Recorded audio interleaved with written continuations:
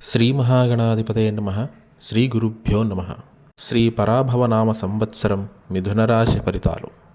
మృగశిర నక్షత్రం 3-4 పాదాలు, ఆరుద్ర నక్షత్రం 1-2-3-4 పాదాలు, పునర్వసు నక్షత్రం 1-2-3 పాదాలు మిథునరాశిలోకి వస్తాయి.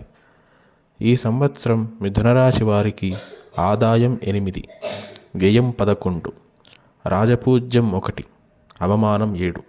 మిథునరాశి వారికి ఈ సంవత్సరం లగ్నం తృతీయంలో గురువు, ద్వితీయంలో కేతువు, భాగ్యం అష్టమంలో రాహువు, దశమంలో శనైశ్చరుడు గ్రహాల సంచారం గలదు.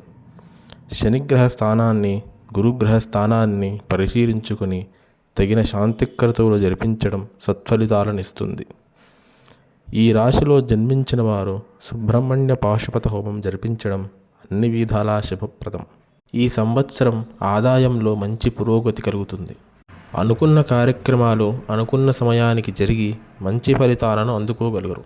గృహ నిర్మాణ సంబంధమైన అంశాలు కలిసి వస్తాయి. పెద్దల సలహాలు, నిపుణుల సలహాలతో ఆలోచన చేసి నిర్ణయం తీసుకోవడం మంచిది. సొంత నిర్ణయాల్లో ఇబ్బంది పడే అవకాశం ఉంటుంది.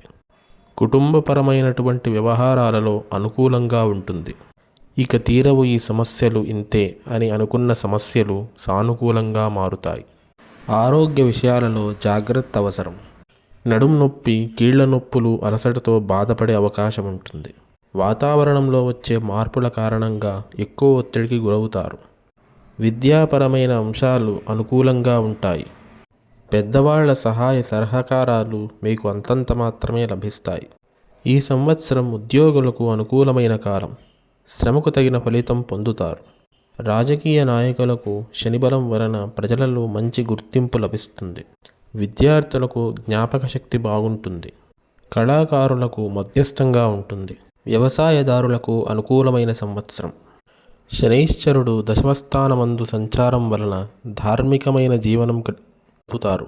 కుటుంబానికి అండగా ఉంటారు. సంతానం అభివృద్ధికి ప్రయత్నం చేస్తారు. పూర్వపు ఒత్తిడి, అలసట తట్టుకుంటారు. ఆరోగ్యం గతం కంటే చాలా మెరుగ్గా ఉంటుంది. తల్లిదండ్రులు ఇతర దేశాలలో సంచరించడంతో వారికి దూరంగా ఉండవలసి వస్తుంది. అలాగే వీరు ఇతరులకు సహకారంగా ఉంటారు. ఈ రాశి వారికి అదృష్ట సంఖ్య 5, 3 మరియు 8 సంఖ్యలు గల తేదీలు ఆది, సోమ, బుధ, శుక్ర, శనివారాలు కలిసి వస్తాయి. పూర్తి వివరాల కొరకు మరియు వ్యక్తిగత జాతకం కొరకు మమ్మల్ని సంప్రదించగలరు. స్వస్తి.